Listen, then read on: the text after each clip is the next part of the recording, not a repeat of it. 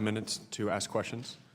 Ms. Leiner, tell me a little bit about why regulators failed to recognize the crisis in advance or the potential for crisis in advance. Well, prior to the crisis, we did not have the Office of Financial Research, which was established by Dodd-Frank. We certainly had many other regulators, though.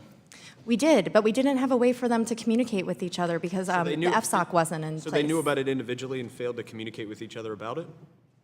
I mean, the records show, the historical records show that all the regulators were looking at different parts of the financial system, and there was there was nothing in place for them to I guess communicate. That begs the question: if they didn't know about it individually, and then, I guess, as you say, couldn't share the information about it, why do we think more regulators will uncover these things if the regulators beforehand couldn't uncover them before the crisis?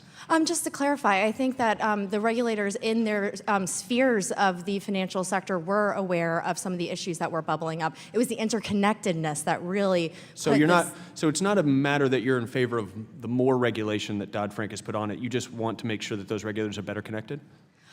That is one aspect. We support smart regulation, and we think that Dodd-Frank is a modern smart regulation for the financial sector. Tell me a little about, what do you think the total cost to the FDIC of a bank's trading book losses were in reference to the Volcker Rule? Because we hear a lot about from committee members and others that say that banks used deposits to then make bets. And when in fact, it was the loan books that caused the significant amount of losses in each institution, and it was not their trading books, in fact, at all. Can you specify how much the FDIC lost because of trading books of various institutions? I don't have that information in front of me, but I would be happy to look it up and submit it for the record. Please do. I think when you look it up, you'll find that it was zero. In fact, zero FDIC dollars were mobilized because of the losses in trading books, but instead of because of the immense losses in loan books. And I don't think we're asking banks to get out of the loan business because they made mistakes in their loan books, are we? We, in fact, are hoping that banks continue to loan to consumers. Right.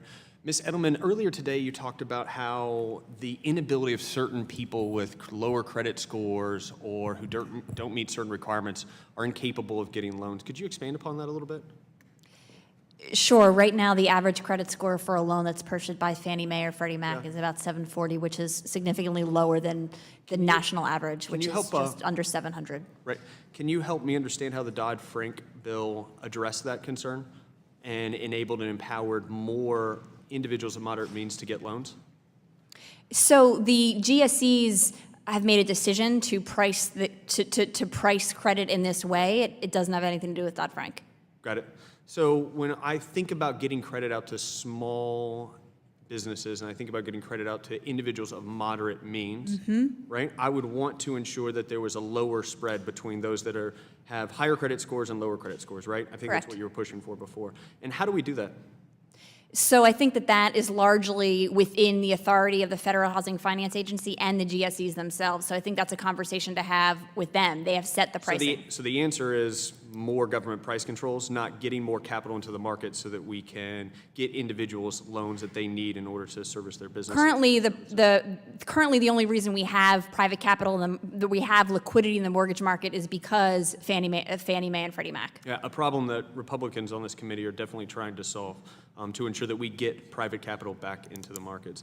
I guess my last question is, I am certainly not a believer in perfect legislation. Someone else mentioned that as well. What are the issues with Dodd-Frank? What would you change about Dodd-Frank today? Is that question directed to me or actually greatly to the entire panel? Okay. I mean, everybody come here, I guess the silence means everybody thinks Dodd-Frank is absolutely perfect? So I'll kick it off. I think that there's an ongoing process with regulators Right. to make sure that regulations are tailored in a way that works to banks. In the mortgage space, most of the things that need to be done, as I mentioned before. We're counting on regulators to cut their own power and their own reach and the bureaucracy to shrink itself instead of Congress to take upon the responsibility to trim back the bureaucracy. No, we're counting them to do their job and to make sure that they're responding to what's happening the job on the that ground. they did right before the crisis? In ensuring that they found the crisis and Well, then told CFPB everybody wasn't around about it. before the crisis. But. So it's the new regulator that we need, and these new individuals who can do it. Those are all the questions I have. I would just. Sorry. Go ahead.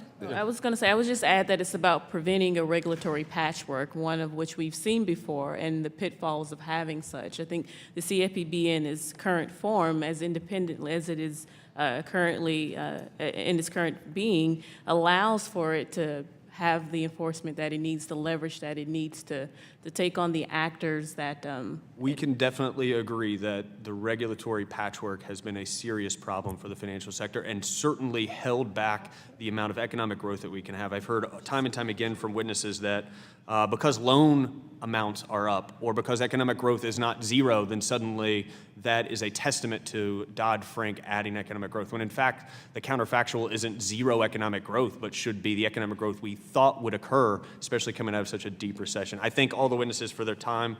There being no further questions, without objection, all members will have 5 legislative days within